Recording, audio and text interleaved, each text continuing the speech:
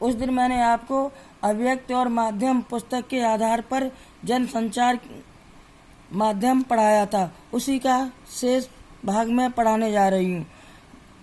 जनसंचार माध्यम कितने उपयोगी। दुनिया के किसी भी कोने में कोई घटना हो, जनसंचार माध्यमों के जरिए कुछ ही मिनटों में हमें खबर मिल जाती है। अगर वहाँ किसी टेलीविजन समाचार चैनल का संवाददाता मौजूद हो तो हमें वहाँ की तस्वीरें भी तुरंत देखने को मिल जाती हैं। इसी तरह आज टेलीविजन के पर्दे पर हम दुनिया भर के अलग अलग क्षेत्रों में घट रही घटनाओं को सीधे प्रसारण के जरिए ठीक उसी समय देख सकते हैं। हम क्रिकेट मैच देखने स्टेडियम भले न जाएं, लेकिन घर बैठे उस मैच का सीधा प्रसारण लाइव देख सकते हैं। आज संचार और जनसंचार के माध्यम हमारी अनिवार्य आवश्यकता बन गए हैं। हमारे रोजमर्रा के जीवन में उनकी बहुत अहम भूमिका हो गई है। उनके बिना हम आज आधुनिक जीवन की कल्पना भी नहीं कर सकते। वे हमारे लिए न सिर्फ सूचना के माध्यम हैं, बल्कि वे हमें जागरूक बनाने और हमारा मनोरंजन करने में भी अग्रणी भूमिका निभा रहे हैं। मैगी की बिक्री पर रोक। नई दिल्ली विशेष संवाददाता।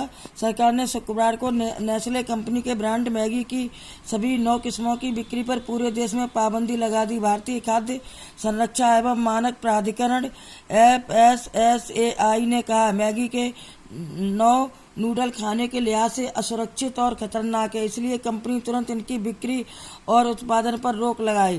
कंपनी ने मैगी पर सफाई दी। नेस्ले के ग्लोबल CEO पॉल बुल्के ने दिल्ली में प्रेस कॉन्फ्रेंस कर मैगी पर सफाई दी। उन्होंने कहा मैगी पूरी तरह सुरक्षित है, फिर भी हमने इसे भारतीय बाजार से हटाने का फैसला लिया है, क्योंकि बेवजह भ्रम फैलने से ग्राहकों का भरोसा प्रभावित हो रहा है। पॉल स्विट्जरलैंड से आए थे। 15 दिन में जवाब दें। खाद्य नियामक FSSAI ने नेस्ले को कारण बताओ नोटिस जारी करके 15 दिन के अंदर जवाब मांगा है।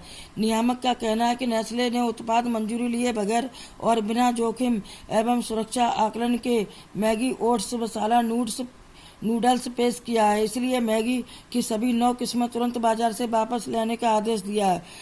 FSSAI के मुख्य कार्यकारी YM मलिक ने बताया कंपनी को 3 दिन में बाजार से मैगी हटाने के आदेश पर रिपोर्ट देने को कहा गया। साथ ही यह प्रक्रिया पूरी होने तक रोज प्रगति रिपोर्ट सौंपने का भी निर्देश दिया गया है। भारत की जांच पर सवाल। नेस्ले के ग्लोबल CEO पॉल से जब यह पूछा गया कि क्या वह भारतीय लैब से हुई जांच पर सवाल उठा रहे हैं तो उन्होंने इस बात से इनकार किया। मॉल ने कहा सबकी जांच का तरीका अलग अलग हो सकता है, हम भारत का तरीका समझेंगे। संचार क्या है। संचार शब्द की उत्पत्ति चर धातु से हुई है, जिसका अर्थ है चलना या एक स्थान से दूसरे स्थान तक पहुंचाना। संचार से हमारा तात्पर्य 2 या 2 से अधिक व्यक्तियों के बीच सूचनाओं, विचारों और भावनाओं का आदान प्रदान करना। मशहूर संचार शास्त्री विल्बर श्रैम के अनुसार संचार अनुभवों की साझेदारी है। इस प्रकार सूचनाओं, विचारों और भावनाओं को लिखित, मौखिक या दृश्य श्रव्य माध्यमों के जरिए सफलतापूर्वक एक जगह से दूसरी जगह पहुंचाना ही संचार है, और इस प्रक्रिया को अंजाम देने में मदद करने वाले तरीके संचार माध्यम कहलाते हैं। संचार के तत्व। संचार एक प्रक्रिया है। इस प्रक्रिया में कई तत्व शामिल हैं। इनमें से प्रमुख तत्व निम्नलिखित है। स्रोत या संचारक। संचार प्रक्रिया की शुरुआत स्रोत या संचारक से होती है। जब स्रोत या संचारक एक उद्देश्य के साथ अपने किसी विचार, संदेश या भावना को किसी और तक पहुंचाना चाहता है तो संचार प्रक्रिया की शुरुआत होती है। जैसे हमें किताब की जरूरत होने पर जैसे ही हम किताब मांगने की सोचते हैं, संचार की प्रक्रिया शुरू हो जाती है। किताब मांगने के लिए हम अपने मित्र से बातचीत करेंगे या उसे लिखकर संदेश भेजेंगे। बातचीत या संदेश भेजने के लिए हम भाषा का सहारा लेते हैं। कूटीकृत या एनकोडिंग, यह संचार की प्रक्रिया का दूसरा चरण है।